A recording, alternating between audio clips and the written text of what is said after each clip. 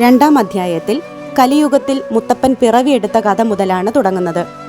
കണ്ണൂർ ജില്ലയിൽ പയ്യാവൂരിനടുത്ത് ഏരുവശ്ശേരിയിലാണ് അയ്യങ്കര മന.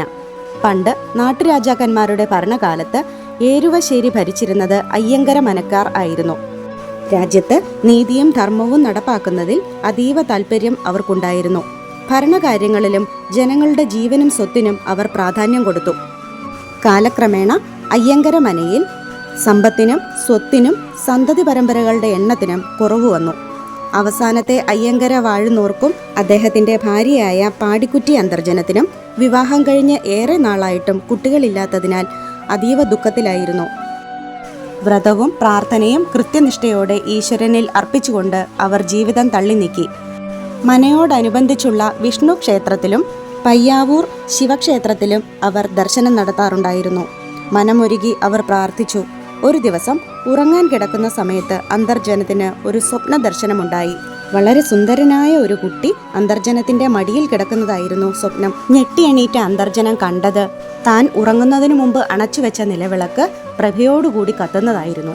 സമാന രീതിയിലുള്ള സ്വപ്ന ദർശനങ്ങൾ അയ്യങ്കര വാഴുന്നോർക്കും ഉണ്ടായി. പിറ്റേ ദിവസം തോഴിമാരോടൊപ്പം കുളിക്കാനെത്തിയ അന്തർജനം കണ്ടത് വളരെ അതിശയിപ്പിക്കുന്ന ഒരു കാഴ്ചയായിരുന്നു. വളരെ സുന്ദരനായ ഒരു കൊച്ചു കുഞ്ഞ് ഉപേക്ഷിക്കപ്പെട്ട നിലയിൽ അവിടെ ഒരു പാറയുടെ മുകളിൽ കിടക്കുന്നു. കുട്ടിയെ കണ്ട ഉടനെ കോരിയെടുത്ത അന്തർജനം കുട്ടിക്ക് മുലയൂട്ടാൻ തുടങ്ങി. ഇത് കണ്ട തോഴിമാർ അതിശയിച്ചുപോയി. അവർ തൻ്റെ ഉപാസനാമൂർത്തിയായ പയ്യാവൂരപ്പനെ ധ്യാനിച്ച് കുഞ്ഞിനെ വാരിയെടുത്തു. അങ്ങനെ ആ കുട്ടി അയ്യങ്കര വാഴുന്നവരുടെയും പാടിക്കുറ്റി അന്തർജനത്തിൻ്റെയും മകനായി വളർന്നു. അവൻ അയ്യങ്കര ഉണ്ണി എന്നറിയപ്പെട്ടു.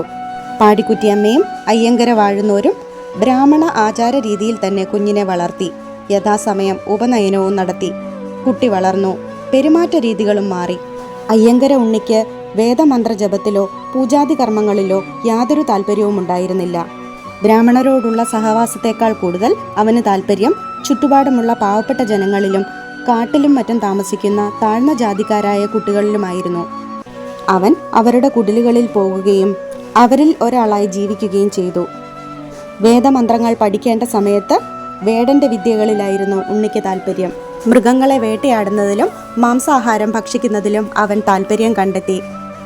ഏറെ താമസിയാതെ അവൻ ആദിവാസികളുടെയും ഗിരിവർഗക്കാരുടെയും നേതാവായി മാറി. ഈ കഥയുടെ ബാക്കി അറിയാനായി 3-ാം അധ്യായം കാണുക.